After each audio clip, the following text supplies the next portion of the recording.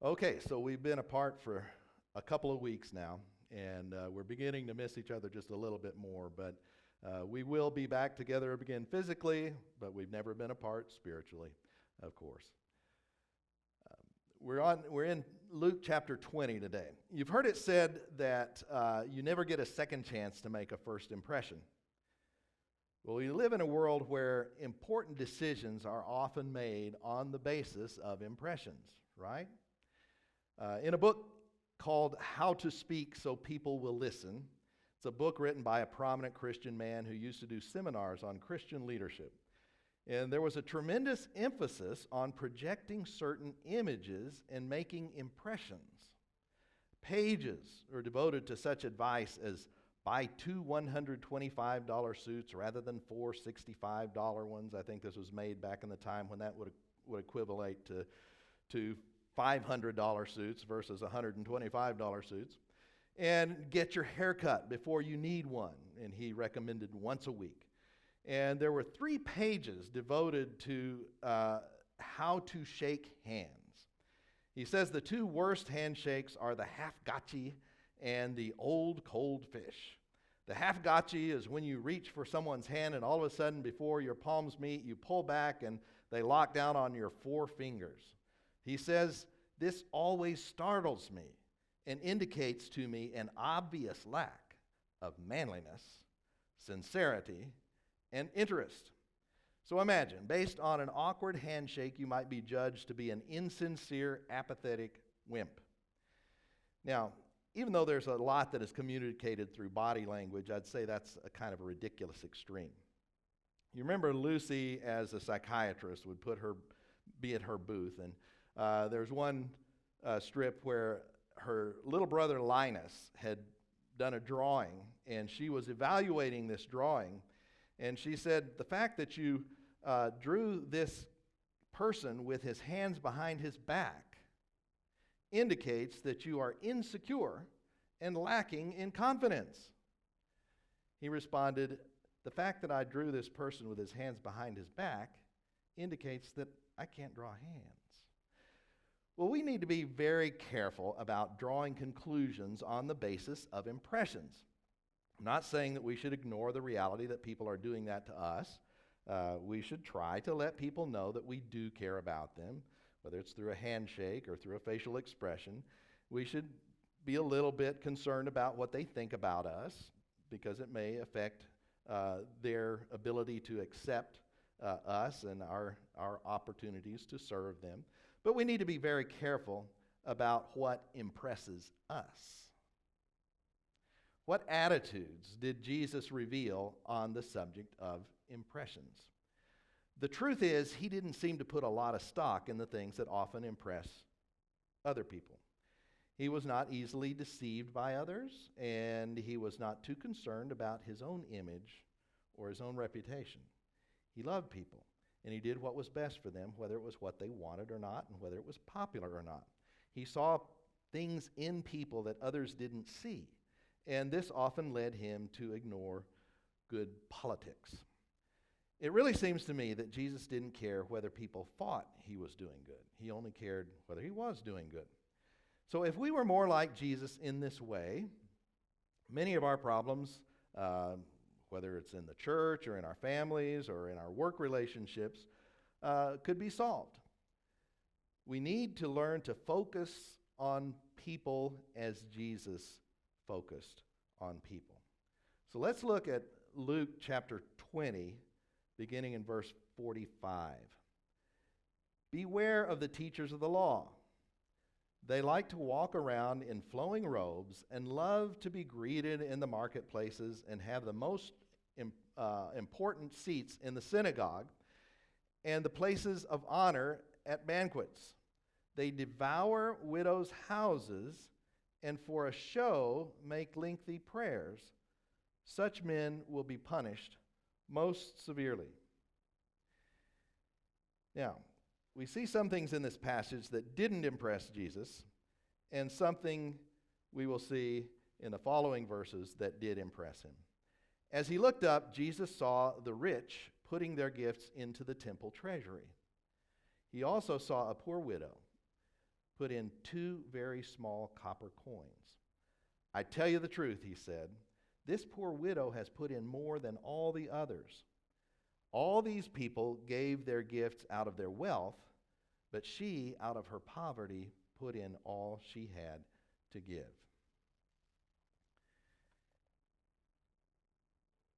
Jesus was not impressed by externals. Jesus wasn't all impressed by prominence or achievement, not even when it may have been achieved in the context of religion and worship.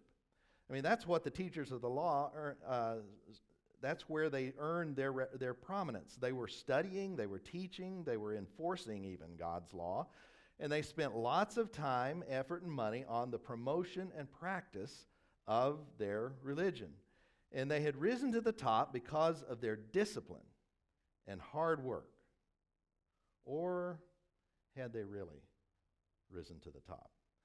While discipline and hard work were likely necessary to make it where they were, don't you imagine that there were some other things involved more than discipline and hard work, such as God-given talent, such as being born into the right family, such as being in the right place at the right time, or such as what we might call luck, or good fortune, or providence, or blessings.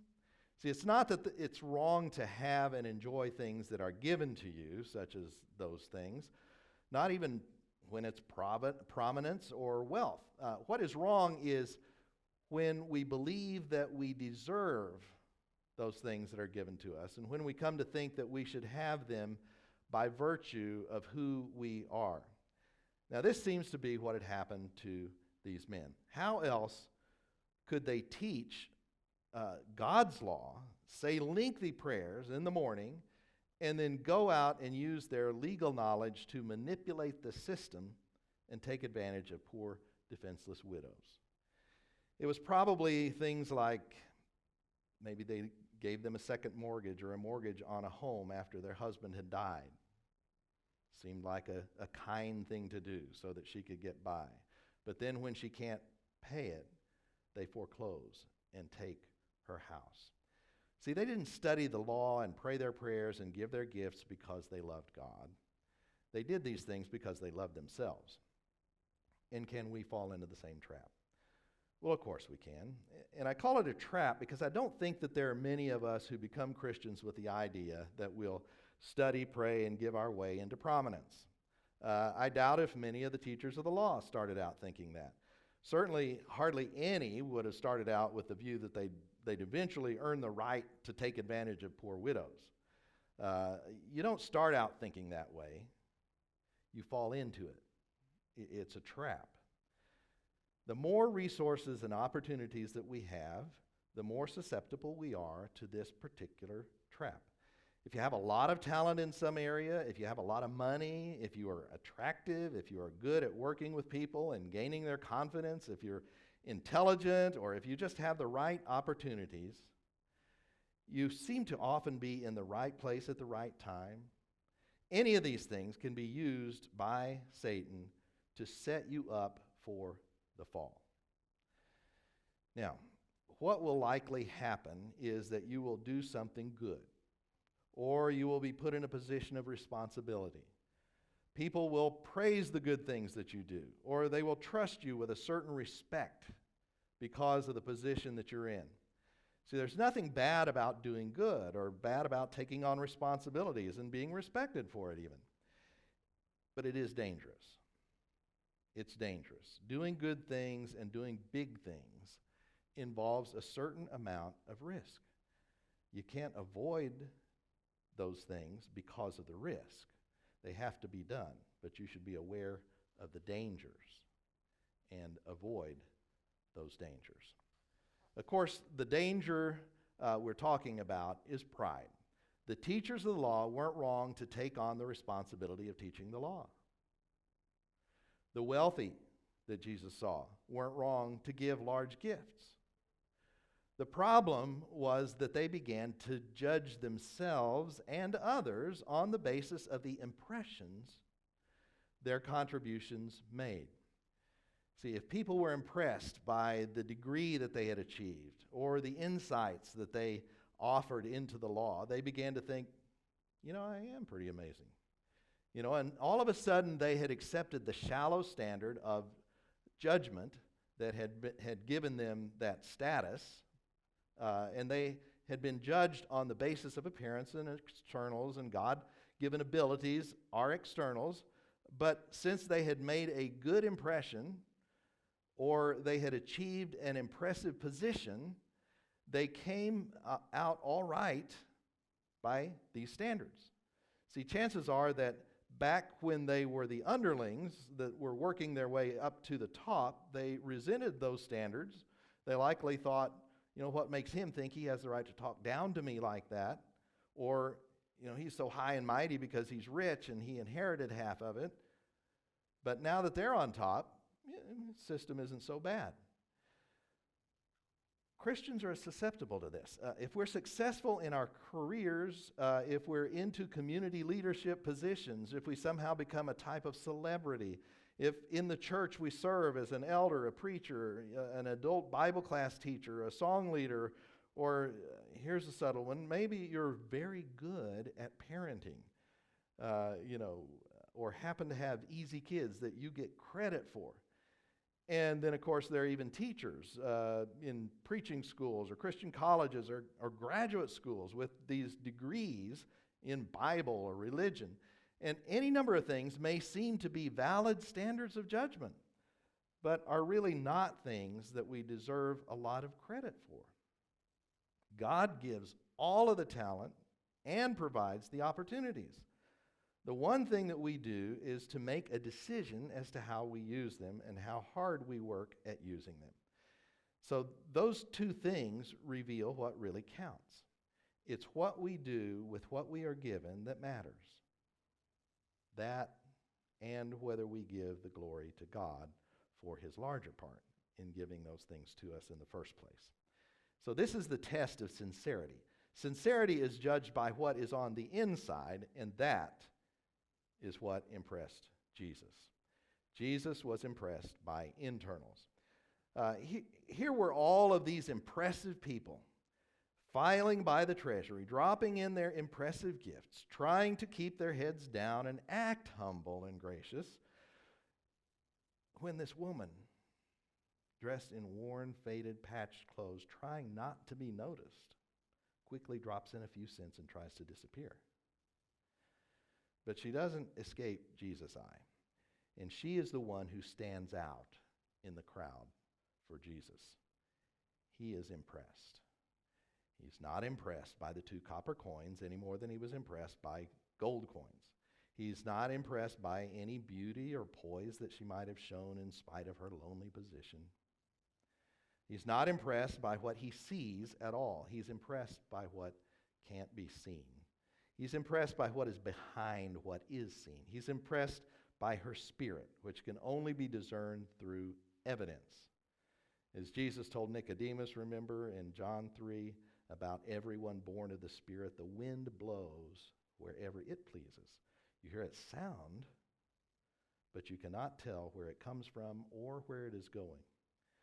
Jesus couldn't see her spirit, but he knew it was there. Just as we don't see the wind, but we know it is there. So we got to be poor to impress God. No. We've got to put in everything we have to live on in order to impress God. Wrong again. We only need the heart to do what this woman did. And the giving of money is obviously not the only evidence of our sincerity. Money only represents all of the resources that we have to draw on. There is a funny thing about money, though. You'd think that the more of it you had, the easier it would be to give. That's often not true. No matter how much or how little money we have, our sincerity is put to the test with every opportunity to give. So how will we respond as people are quite likely affected by the current crisis and have no money because they have lost a job that only paid hourly wages? How much will we enjoy sharing with those people. But how else might our sincerity be tested? Any resource we have may provide a test of our sincerity. We have lots of them. All of those God-given talents, intelligence, attractiveness, opportunities, time, energy. We've already seen that it isn't important how much of these you're given. What matters is what you do with them. Now, we need to add the element of motive.